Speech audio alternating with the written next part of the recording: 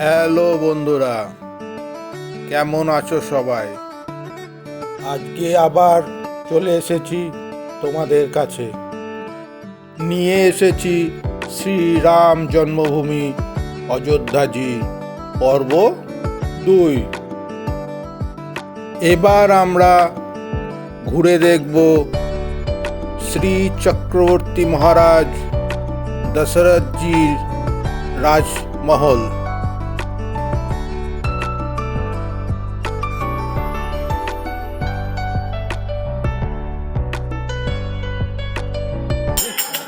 बोले बिपिन कुवंत बन सरिता बारिश सपट तिल जनवरी भरत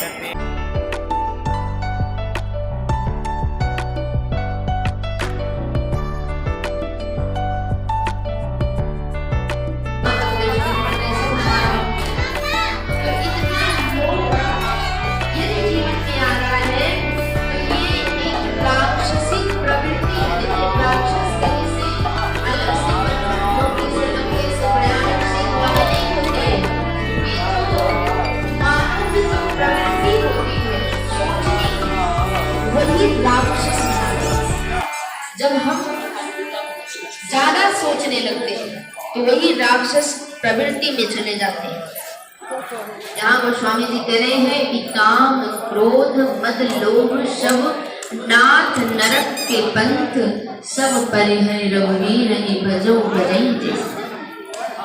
केवल लोग जानते सब लोग हैं लेकिन मानना नहीं रहता किसी को।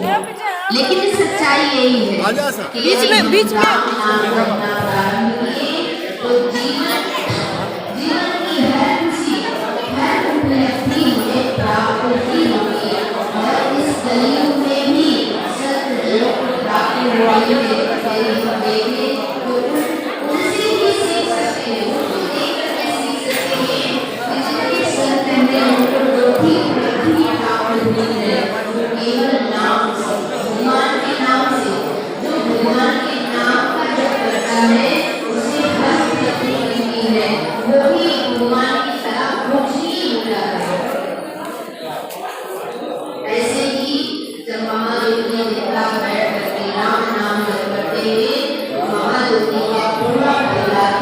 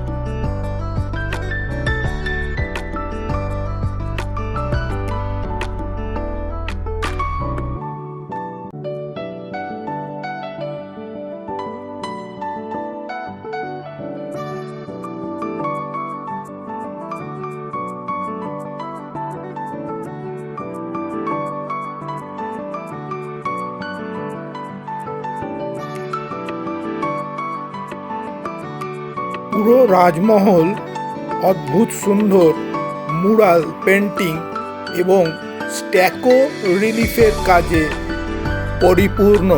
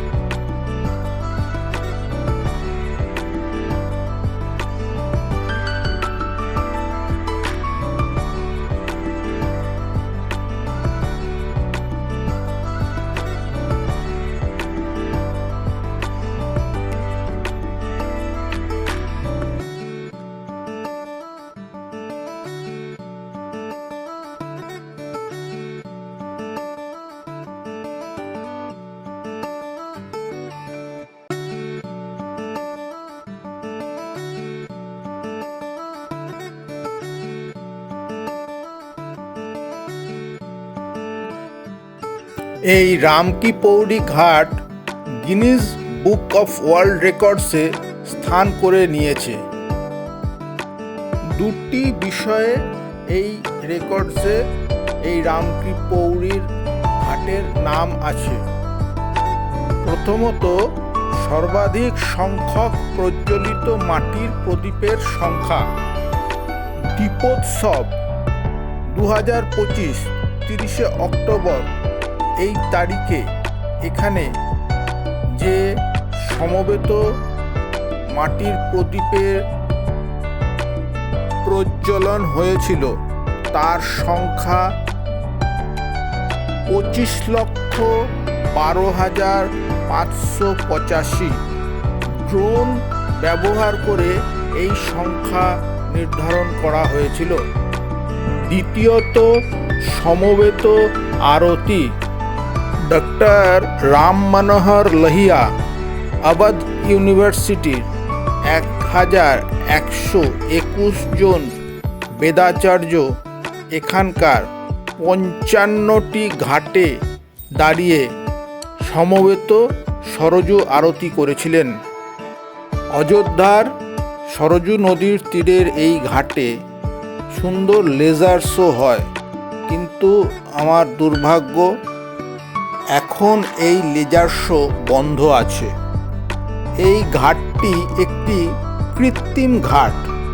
সরজু নদীর জল পাম্পের সাহায্যে এই ঘাটে নিয়ে আসা হয় এবং কিছু দূর গিয়ে এটি আবার মূল সরজু নদীতে মিশে গিয়েছে।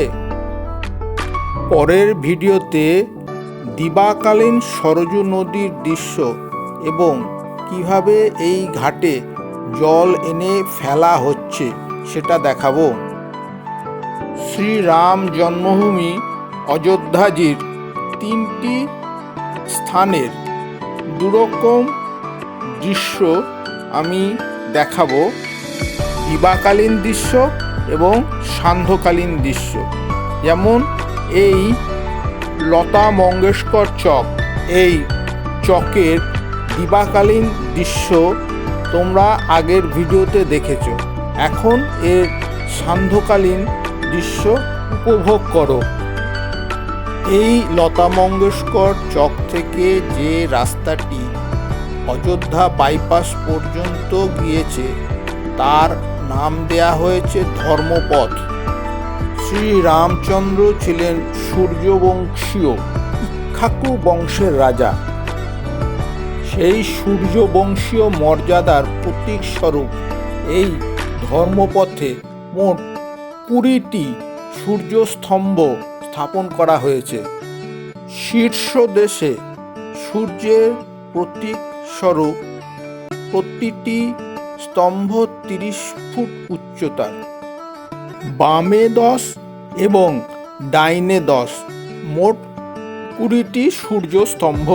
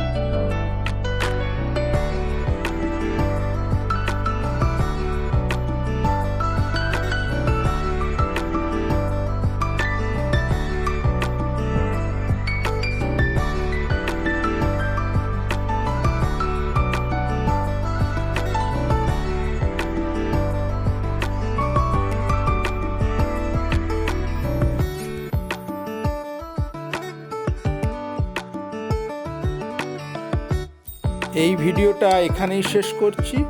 দেখা হবে পরের ভিডিওতে। তোমরা সবাই খুব ভালো থেকো। Bye bye.